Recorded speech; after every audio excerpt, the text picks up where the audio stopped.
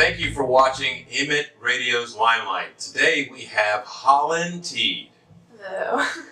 And we have our wonderful, beautiful co-host, Heidi Abel. Hey y'all. So Holland, I know that you've been recording and playing music here in Charlotte. I didn't realize this, that you're actually at Berklee School of Music. Yes, in Boston. And what are you studying? So I'm a voice principal, but I am studying songwriting. That's my major. Oh. Yeah. So songwriting. What would you say? What is your genre, or what would you say your style is? That's a tricky one. I've gone back and forth on this so many times. I like to call it the Holland sound, but that's kind of doesn't really mean anything to anyone unless they've heard my stuff. But a combination of a whole bunch of stuff: jazz, folk, alt folk, a little bit of dream pop in there. So Dream pop. yeah, dream pop. Okay, all right. What I've heard, and actually your song "Watercolors" is on Emit Radio, which I absolutely love. Love the sound. Thank love the you. sound. Your voice is angelic. It's clear. But when did you start playing? I started singing for as long as I can remember. Singing with my mom in the car, but performing not until 3rd grade, which is pretty young, I guess. But at the Christmas pageants for my elementary school. So I got the solo for that and just kind of ran with it and continued to go for those kind of things in school. And then I started playing guitar when I was 9. My dad gave me a guitar for Christmas. And all my family pretty much plays an musical instrument, so I've kind of like naturally been drawn to do that. Do you still have a guitar? Yes, I do. Cool. Very cool. The action is awful. It's like so far off that I can't even play it. But I've got there's a guitar somewhere around here. Actually, my mom had it. I was beat to death. And it's more of a nostalgia thing. Like, yes, I have my mother's guitar. But for me, my mother played, and I didn't realize what was going on at the time. But she was playing at her friends in the living room, and she was playing Led Zeppelin. She was playing Stairway to Heaven, and I was like, I don't know what that is. I was a kid. I was like, that sounds pretty cool. I didn't know what it was, but it sounded really cool. But what is your car seat music? What is it like when you, as a child? What were you brought up on? What did you hear? My mom always played Nora Jones and Alison Krauss. I called it sleepy music when I was little. Whenever we were like on road trips late at night, I'd be like, play the sleepy music, and she'd play Nora Jones or Alison Krauss. But my parents have showed me so much music. Led Zeppelin, Joni Mitchell. Oh my gosh, now I'm blanking, but like all the greats of music. So I've been really lucky to get that. The kind legends. Of the legends. Yeah, exactly. So. That actually leads into one of the questions I wanted to ask you is what were your musical influences? Sounds like your family's a big one. Yeah, definitely. My family has definitely not pushed me but inspired me to play music and to keep growing as a musician and artist. My greatest musical influences, I would say, are just some of the great, songwriters out there. You've got Stevie Wonder, John Lennon, what else? I love Sufjan Stevens. He's like my new favorite songwriter. He has a huge catalog of music out there that I've been exploring from the past year. But and then Joni Mitchell, of course. I'm a big fan of Joni Mitchell's writing. Yeah. I could tell. It was funny because as I heard Watercolors, I said, this lady likes Joni Mitchell. Joni Mitchell. Yeah. Certain things you kind of pick up on instantly. I'm like, you know what? This is probably something that's along the lines of something that's in her iPod list or what have you. Oh, but yeah. I often heard that Going to California was written about Joni Mitchell. Probably from her song California. She has a song called California. Yeah. And they say, you find a queen without a king. They say she plays guitar and cries and sings. It's definitely Joni Mitchell. That sounds like something you would write. Yeah, me too. It really does. I'm sitting there like, that sounds like Holland right there. I study her lyrics and love all of her music so much. It's very an acquired taste, and I don't try to push it on my friends because they're like, that's a little too much for right now. But I love the emotional music, so yeah. You're saying your friends, and are you? When I was growing up, I listened to so many different types of things, and a lot of my friends were listening to just rap and I was like Beastie Boys was coming up, when I was growing up. But I mean, I listened to so many different things. But I mean, would you say that you are just, are you different than, very different than your friends, and when in reference to listening to music? I mean, like I listen to music differently, I think, than other people do. Yeah, I feel that way a lot of the time. I also feel I get this compliment quite a bit, and I feel very like it's cool to get this compliment. But a lot of people say that I like share like their new favorite songs with them. They compliment me on my musical taste and that I share really great songs with them. So. So you're inspired just through what you listen to. You're inspiring others, which that's great. I mean, hopefully I'm doing the same thing. Hopefully our radio station is we're doing the same thing, and the Charlotte community. I mean, hopefully that just as these like yourself and other musicians, great musicians in this area. I think a lot of people don't realize how good Charlotte's musical scene. When I say musical scene, as far as the talent is concerned, maybe not as many outlets or places to play anymore. Like God rest or the Double Door. Yeah. But I mean, it's there's so much good talent out here, and Holland is just an example of it. Thank you. I'm curious to ask you this question though. What is your favorite album? Not song. Favorite album of all time? Wow. Oh my goodness. Okay. Give me a second. That's a hard one. That's such a hard one. And before you answer that, I've asked this question to many friends of mine. We'll be going out and hearing bands and whatever. And I'm like, name your favorite album, favorite rock album in the last 20 years. It is really hard. Then you have to do math. But if you think about it, it's really kind of hard. You sit there like literally from beginning to end. Album that was just, oh my God, in the last 20 years that just blew you out of the water. That was rock. It's kind of hard. I mean, everyone always, right. Pearl Jam 10. Okay, all right. Okay, all right. But that's going on a little longer than that. I was like, what else? I mean, it's really, when you think about every single song in an album, it's really hard to think of, because the problem is because no one's making albums like that anymore, or albums in general. It's just like singles or what are those EPs or what have you. But I just figured, I was like, well, maybe I'll ask you this. It's like, what is your favorite album? A great album is like, or what constitutes a great album to you? So like a great album is an album. I usually just listen to songs. Like I pick songs out of everything. Right. But the really great albums are the ones that tell a story from the very beginning and the end. It's like a full novel that you're kind of experiencing, story that you're experiencing. And wow, that's so difficult for me to answer that. Well, I think it's difficult for two reasons. Because I think today's music is not driven that way. Yeah. Because by the time nowadays, by the time you get 5 songs together, the trend or something has changed so much that, or your thought process has changed so much that it might not flow right. It might not be a complete album. Whereas, and I think maybe that's why there are EPs and stuff out right now. But I personally love. I'm definitely more of a nostalgic type person. I have CDs and I like burn the CDs and put it on my computer. But I still have the paper. Yeah. Like the liner booklets, notes, the booklets. I love reading about all of it. Yeah. You can read the lyrics who wrote? too. Yeah, the lyrics. And I love albums where you had like the lyrics, physical thing, physical piece of paper, that you own. the pictures, the imagery, the art. Which I hear that you are just an amazing artist as well. Yeah, I really love to incorporate visual art with my music, and I want to continue to do that because it's something I'm so passionate about.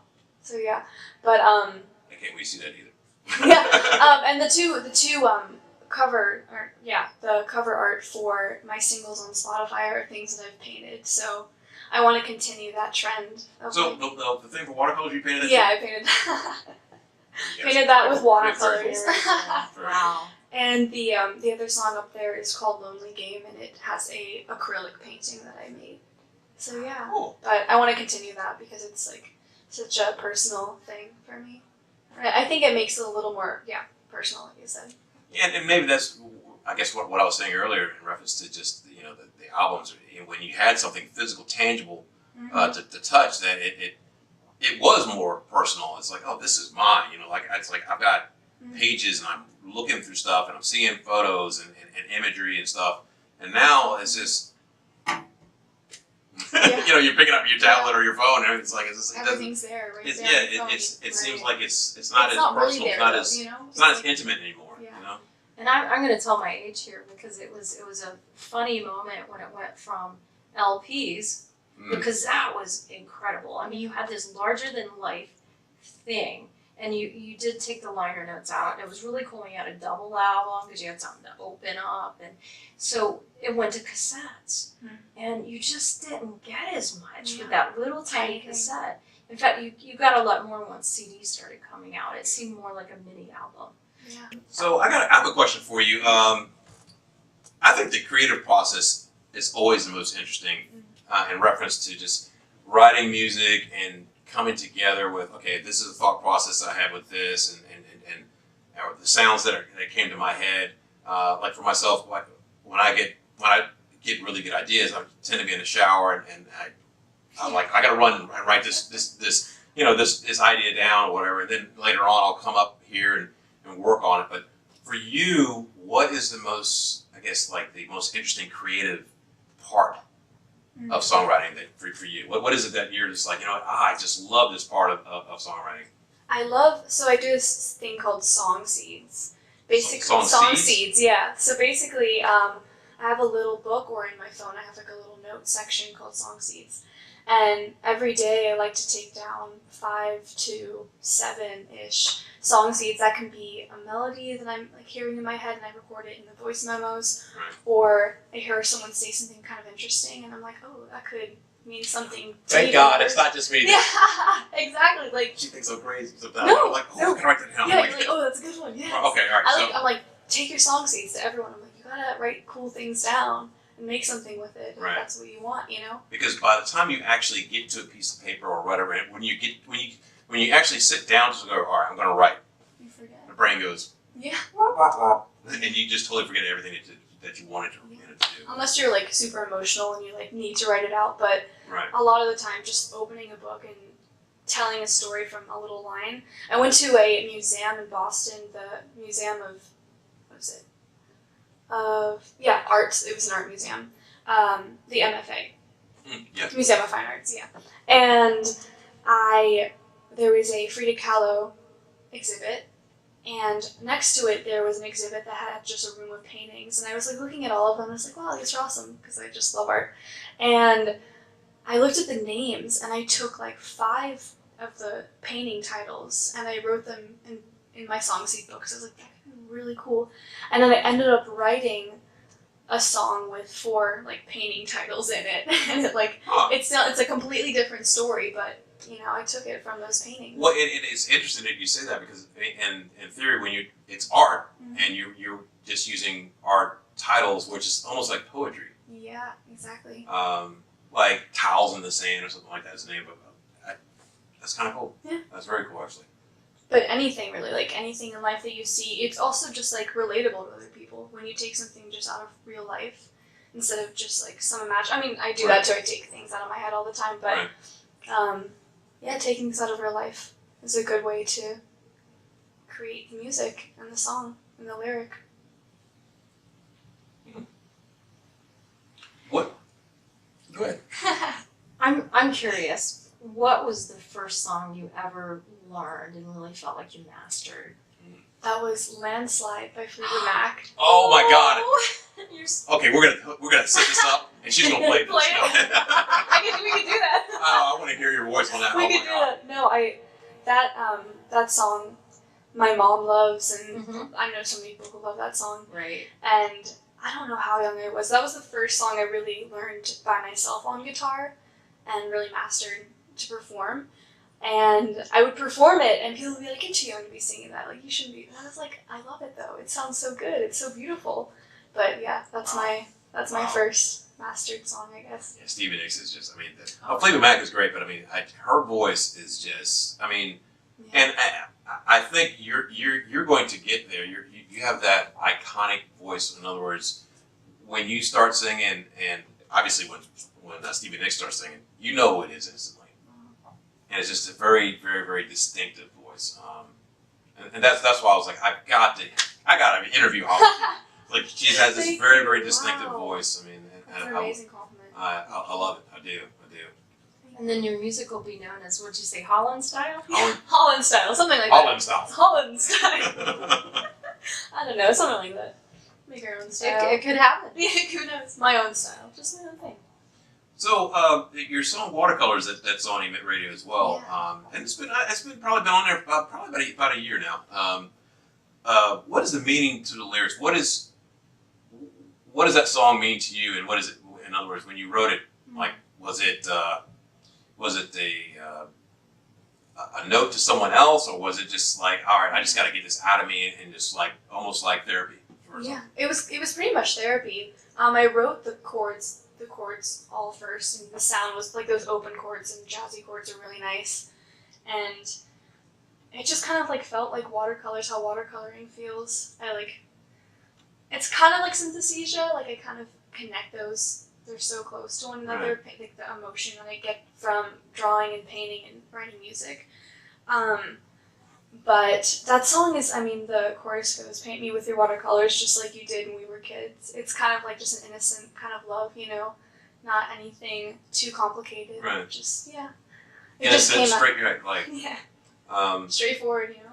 There's another young lady that does hosting with me every once in a while. Her name is Becky Gleason, and she's an artist.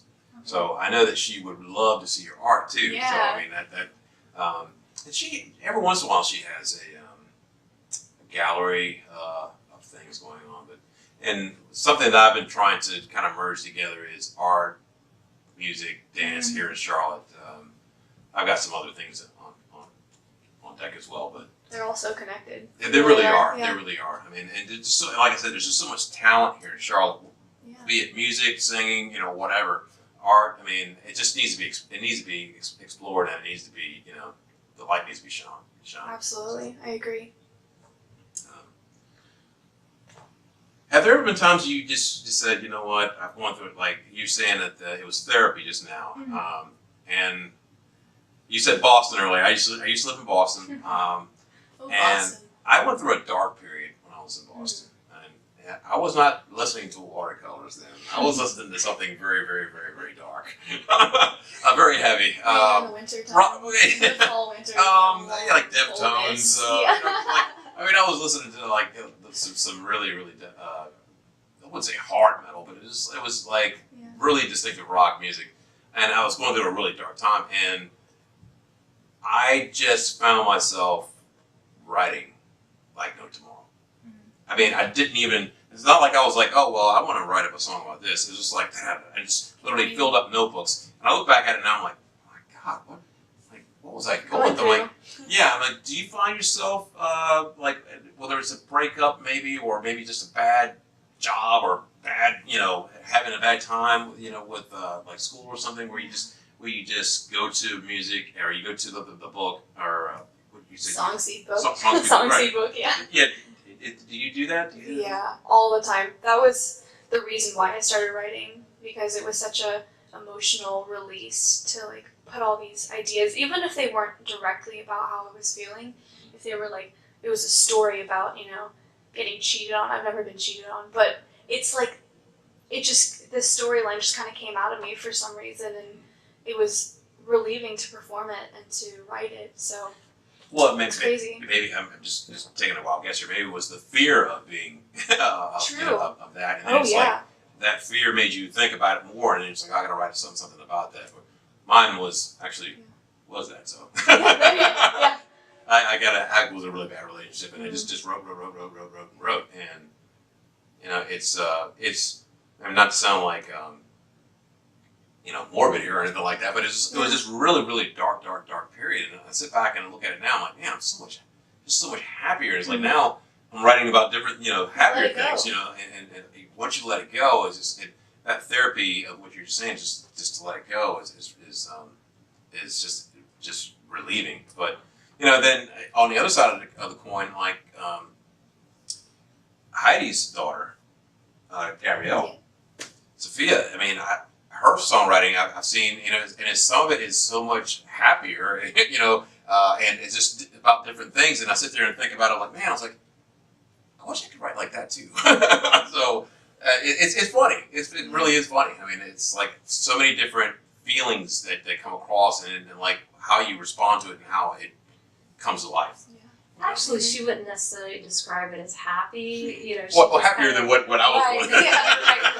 Because really, think about it. I mean, who wants to hear happy songs? Is it not going to be a little bit boring? I don't know. It's occasionally, you like a bop and you want something to dance to, but then again, there are some really great bops that are like the words are like whoa. Like if you stop and you're like, oh wow. True. But that's also like with the music can change the mood of the lyrics sometimes. Very true. Very true. But, I mean, like Landslide.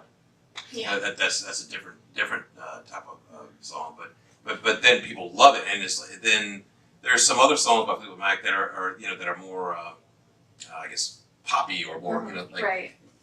I don't know if happy's the word, but they're the thing about it is that they're such a mysterious band, and I'm beginning to sense that a little bit in you as well.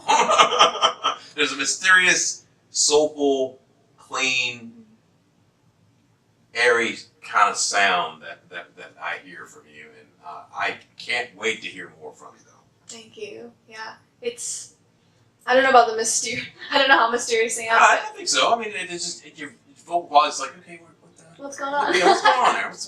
What happened with watercolors? Like I don't know. Maybe just me. I don't know.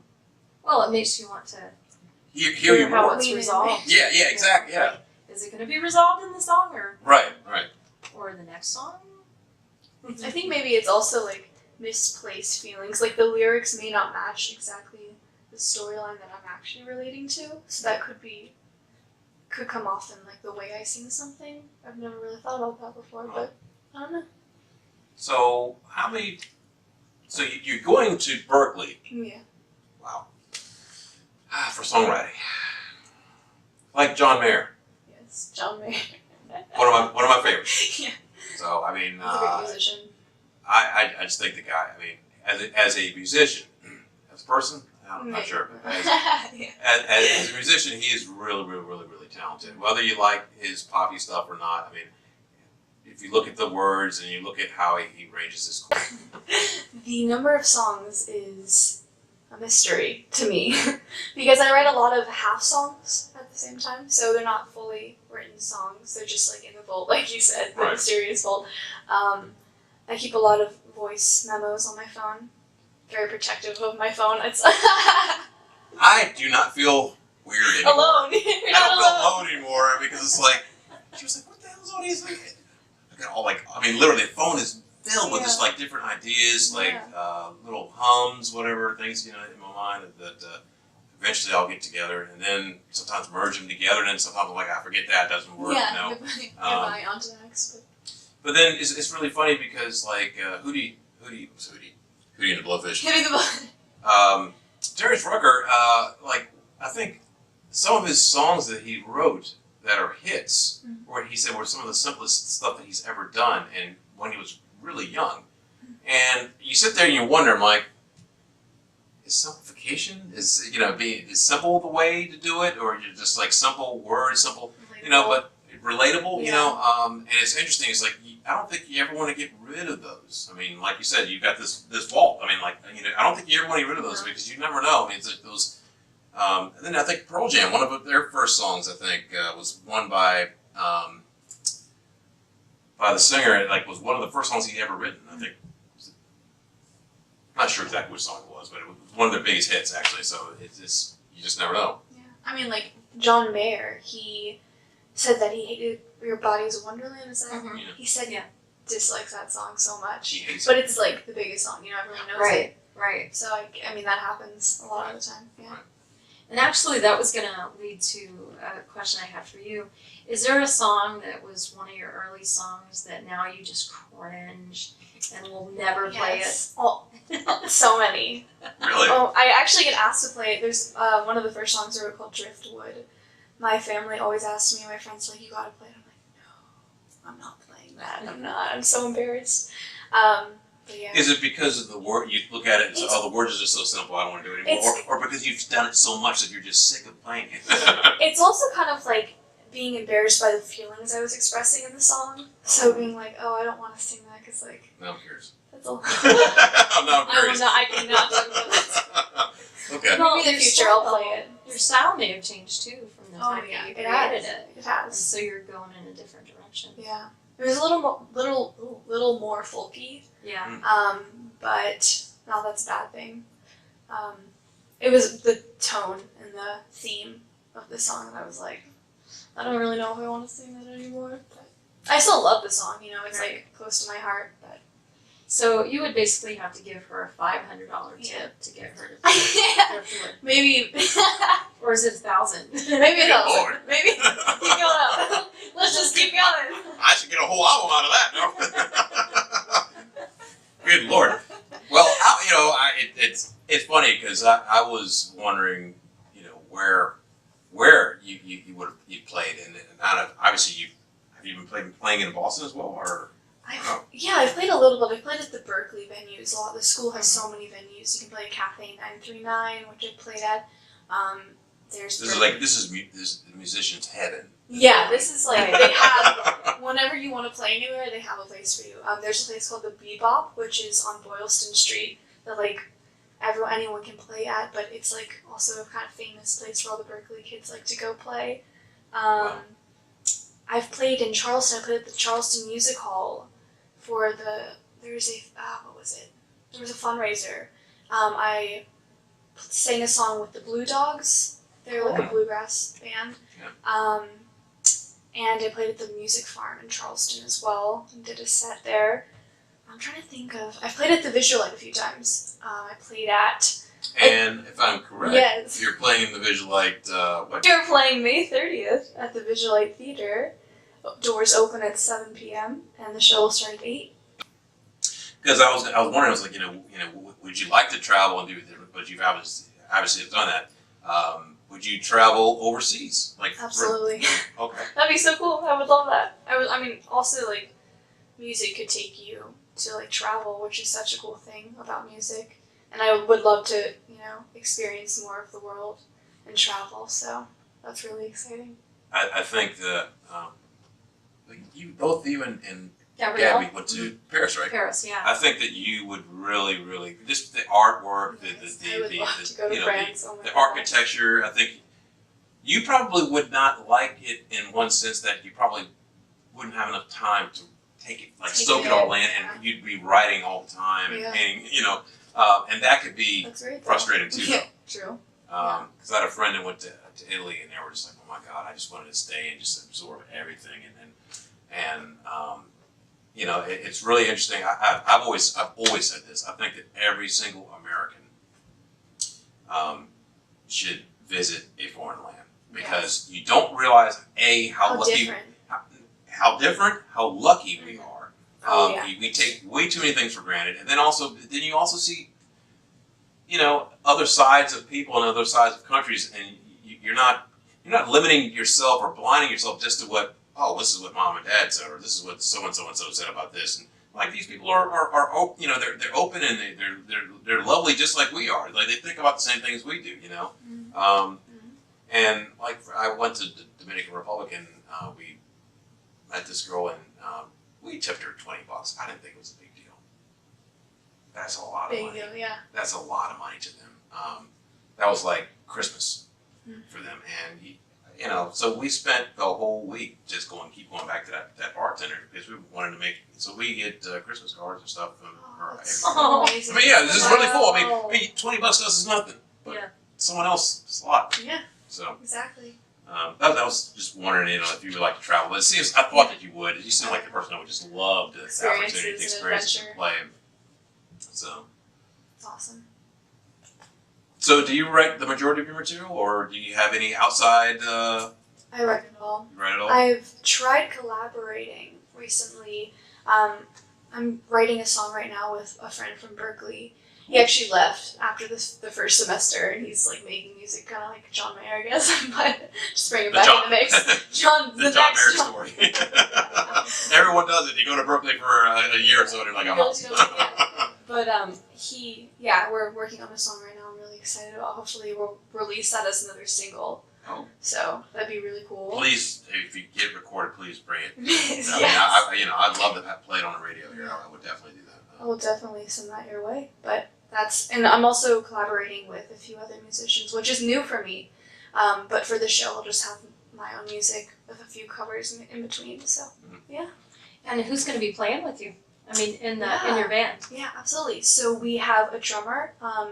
His name is Harrison's amazing. He goes to Northwest School of the Arts. I've known him for a couple of years now, but he is a senior there and he's graduating and he's going to Berkeley actually next year. So like we're just gonna be up there, I guess, playing some gigs probably.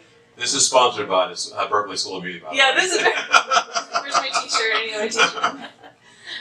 And he's awesome. So, maybe that's better.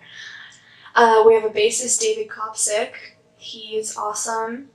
He played on Watercolors and Lonely Game, the recordings, and I met him through the class that I recorded the song with. So he's great. He'll be there doing stand-up bass, actually.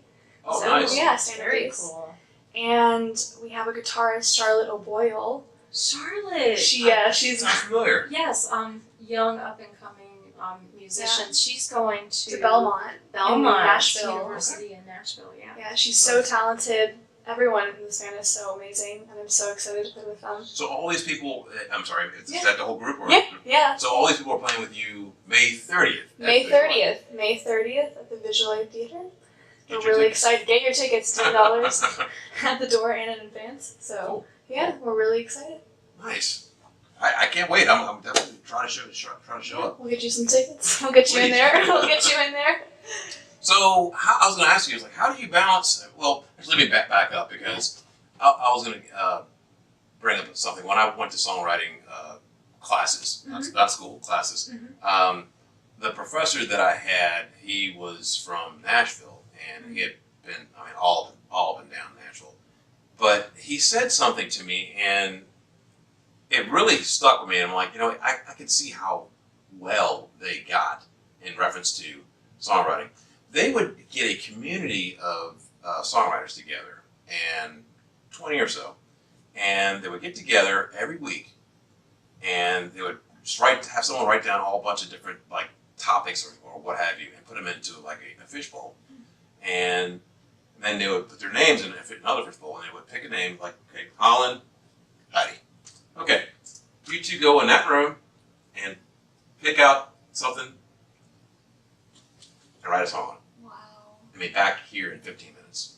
That's intense. That's very intense. That's intense. That's how they would write, and that's how they Wow. would learn. It's like they would do it every week, and it's like, and then when came back, they would present their song, and it was amazing because you sit there and like, if you did that, you would get so good. Being Quick with it. Yeah. And it was really crazy because in class, he would just be like, point out things in the classroom, like literally they were in the classroom. And then in 5-10 minutes, he had written a song right before our eyes. It was really, really, and then he sit there and like, it wasn't that, it was pretty good. I was out there, I'm like, wow. I'm like, just that intense type of learning like that. And I was wondering if they did anything like that maybe at Berkeley, or if you all had communities where you guys will get together and do. I've always thought that that's just something that I would love to do if I had time. But that's just really, really, really, really cool, I think. They have so the lyric writing classes, we do a lot of object writing, so the teacher will put 3 objects on the table and be like, okay, pick one and we'll give you 5 minutes to write down, either start writing a song or write down everything that you feel, a story for the object, anything. Right. And then we'd go around and present them what we thought and what we were. We're going to start and ask Holland Teed our Limelight quiz. The first question of the quiz is Nina Simone or Lena Horne? Lena Horne. Lena Horne. Lena Horne? How about Karen Carpenter or Diana Krall? Carpenter. Really? Wow. Yeah, I think Diana Krall, she is associated with Berkeley in some way. Really? Is she? Yeah, I don't know. I don't know if she went. Maybe she went to. Did she go to Berkeley? Well, see, I thought of Karen Carpenter a lot when I hear you sing. So Really? that's why I came up with that question. My It's math like, teacher told me that. Oh wow. I am good at math. No, I'm playing. Yeah, and then I was like, she's- oh, really? She's married to Elvis Costello, though. You know, I mean, I bet that Yeah. would just be a fun place to have breakfast. True. So this one, I asked everybody, or generally, like, all right, and I think I know the answer to this one: Beatles or the Rolling Stones? Beatles. Yeah, I knew that. I took I knew a she was going to say that I one. took a class on John Lennon last semester. Did you? And we analyzed his music. The classes they had were just so They're cool. awesome. I was there. It was at 9 a.m. on Tuesdays. I was always there with coffee and ready to go. We watched like an hour documentary. Anyways, yeah, it was Wow. great. Love the Beatles. The Rolling Stones are great too. If Well, that's only if the tuition was free, you know? I'm like, God, Nostalgia. You gotta get nostalgia. oh, I'd love to go there. James Taylor or Paul Simon? James Taylor. Yeah, we're gonna go James Taylor. Here's Taylor. Tracy Chapman or Melissa Etheridge? Tracy Chapman. Really? Yeah. And you know, it's funny because it's like, where is she? What is she doing? I loved her voice and I love what she did. It's like, but it's like, what happened to her? Oh yeah. Yeah. That's Sort of like Lauryn Hill, like what just disappeared. right. But yeah, so you like Tracy Chapman? Yeah, Fast Car. I used to. My mom would play Fast Car in the car, and that was a good song that I have a memory with. So I know your dad is musical. Is your mom Yes. musical too? She's good with the harmonies. Whenever we're really playing, she can sing the harmonies. So with it me, is, and it is she's- born. It is Yeah. fused in your blood. She would always sing along in the car, and I just was like do the same thing and sing the harmonies with her. So, yeah. I don't even know if you're gonna know who some of these are. I'll be like, But she's been nailing them so far. I mean, you know. That's right. Jim Croce or John Denver? my mom loves John Denver, but I do not have an answer for that one. Okay. Well, you do know who Jim Croce is, though, right? No, I don't. Bad Leroy Brown. He's got a unique kind of folk kind of writing style that you might be like. Should I write it down? Later? You remind me. Of course. But I mean, it's interesting. I had a feeling. That's why I Yeah. prefaced it with, you might not know who this is. So. And I'm going to go way off topic here. Let's go. Android or iPhone? iPhone. I'm loyal. I don't know why I am. I just am. We don't know these. She goes to Berkeley. Of course, it's iPhone. iPhone. It's Apple everything there. The Apple Store's around the corner. You like what you like. Yeah, it is. But this is the point of the quiz. So the fans and people can learn more about you or know. You know, it's like where did she? Because some people would be like, oh, Rolling Stones, and I'm like, I'm more. I'm probably more Beatles. But I knew that you were going to say Beatles because of just being more song written driven and harmony driven. I mean, it just seems like if you're more bluesy, you might lean more toward the Stones. It is. But it's funny. It's like as I was listening to you sing when you sang Watercolors earlier tonight, I hear, and you said it earlier, and that was funny because I hear like your voice is like Norah Jones and like Halsey.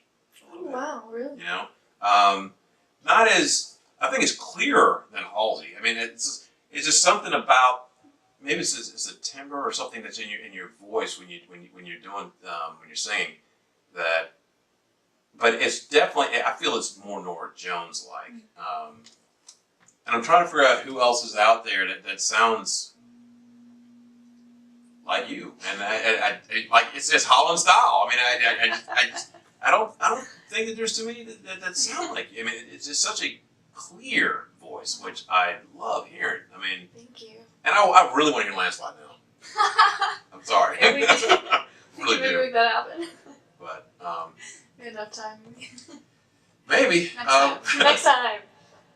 So In closing, I gotta ask a question. If you could say anything to your fans right now, if you look directly in the camera and say, what would you want to say to your fans, or people that have come out to your shows, or that really appreciate your music, what would you tell them? I would say thank you, because without you I would not be playing shows like this or sharing my music. I would just keep it to myself and keep it in my journals, you know, but now that I can, you know, perform and have you people listen, most amazing feeling, and thank you. Up next, And we thank you. Holland Teach sings Watercolors.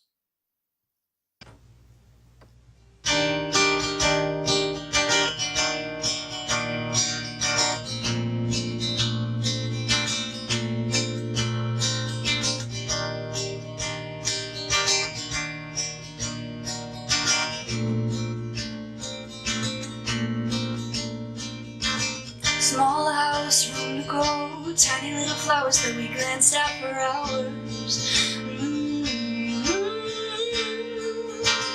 Wildflowers blowing in the wind until we pick them up and blew our wishes into them.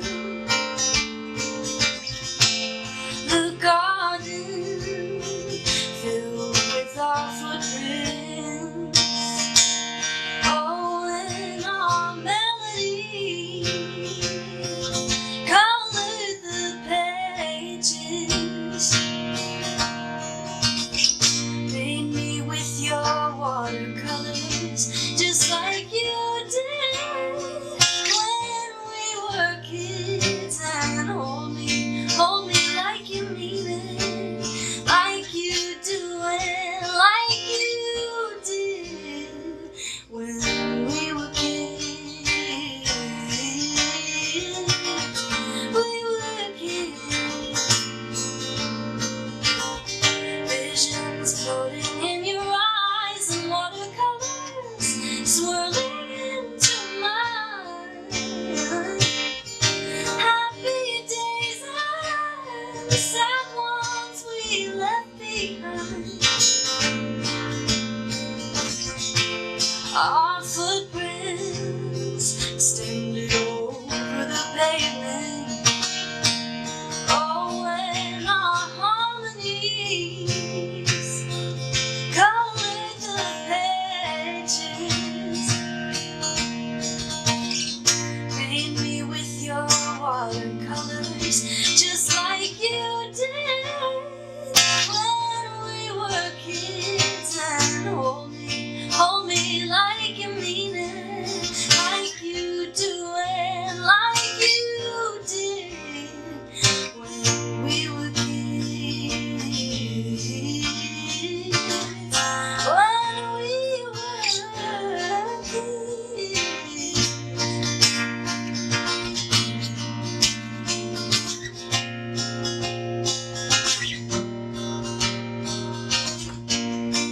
Yellows and the greens and blue in the sky, swirling in a circle in the shape of your eyes. Yellows and the greens and the blue in the sky, swirling